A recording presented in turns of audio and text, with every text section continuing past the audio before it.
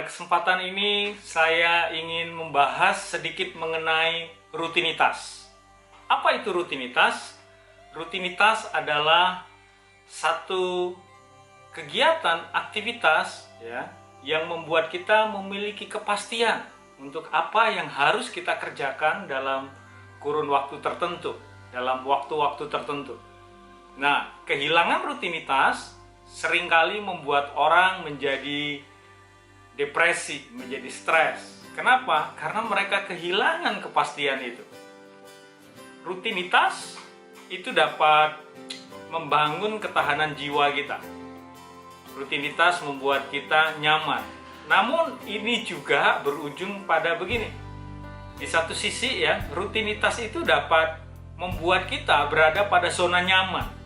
Akhirnya kita sulit berubah, sulit bertumbuh. Lantas apa yang harus kita lakukan? Nah, saya ingin sampaikan begini. Justru pada masa-masa pandemi seperti sekarang ini, setiap kita yang kehilangan rutinitas, ini adalah waktu-waktu yang baik untuk membangun kembali rutinitas itu. Jadi kita memang harus memiliki rutinitas itu. Supaya apa? Supaya kita tidak rentan terhadap stres, terhadap depresi. Karena ya, biar bagaimanapun kehilangan rutinitas membuat kita merasa tidak nyaman. Jadi ujung-ujungnya bisa uring-uringan, gampang tersinggung, ribut sama orang, dan lain sebagainya. Nah, gimana caranya membangun rutinitas itu? Nah, pada kesempatan ini saya ingin bagikan beberapa hal yang dapat kita lakukan untuk kita membangun ulang rutinitas itu. Apa yang harus kita lakukan? Yang pertama, ya, cobalah untuk membuat jadwal pribadi setiap hari.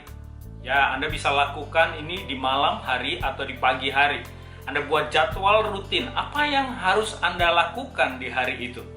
Jadi Anda bisa, kalau Anda lakukan itu di pagi hari, Anda pikirkan apa yang akan Anda lakukan sepanjang hari itu.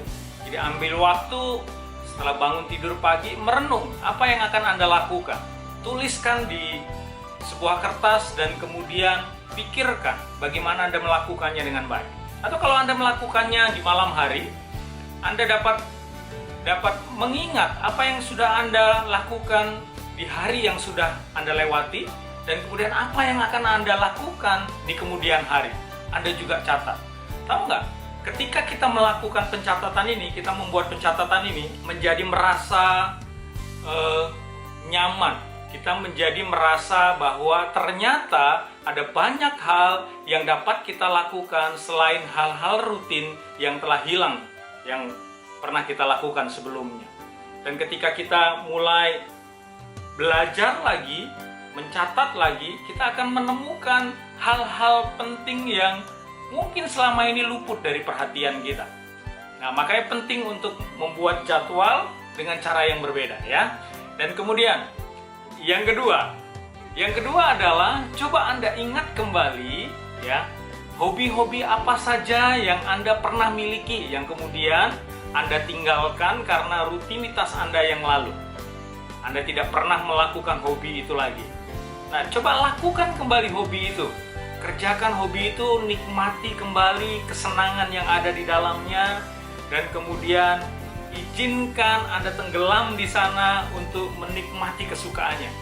Ya, hobi apa aja? Anda mungkin lupa olahraga setiap hari, udah lupa tuh olahraga setiap hari karena rutinitas yang sama. Ini kesempatan untuk Anda memiliki ritme olahraga lagi yang baik, jadwal olahraga lagi yang lebih baik. Dan kemudian yang ketiga, Anda dapat menetapkan target-target tertentu untuk mengerjakan proyek-proyek ringan yang dapat Anda kerjakan, baik secara pribadi maupun proyek ringan yang Anda dapat kerjakan bersama keluarga. Contoh, Anda buat satu proyek menanam. Anda kemudian ya bersama keluarga menanam satu tanaman tertentu dari benih ya, dari benih yang kecil sampai dia tumbuh besar. Anda dapat memperhatikan pertumbuhannya, itu sangat menyenangkan. Anda bisa juga memelihara ikan misalnya ya. Dan apalagi kalau Anda menanam atau memelihara ikan itu adalah tanaman yang dapat dikonsumsi, ikan yang dapat dikonsumsi. Ini sesuatu yang menyenangkan. Ya, misal memelihara lele, menanam sayur-sayuran, dan Anda dapat menggunakan misalnya tekniknya seperti aquaponik dan sebagainya.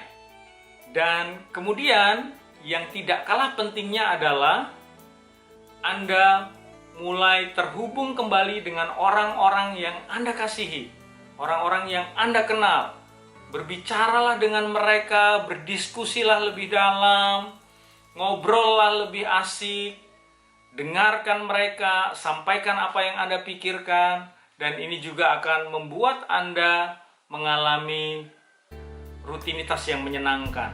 Dan yang terakhir, ya, yang terakhir adalah coba Anda buat sebuah video mungkin seperti yang saya lakukan ini. Anda membuat sebuah podcast mungkin, ya, rekaman suara Anda, atau Anda membuat tulisan di media sosial yang isinya adalah mendorong orang lain untuk bangkit.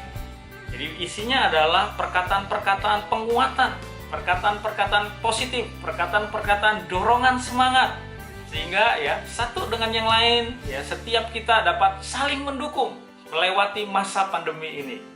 Ya, saya pikir itu beberapa hal yang dapat kita lakukan untuk membangun rutin kita dan kemudian untuk membuat kita, ya, tidak menjadi stres, tidak menjadi depresi.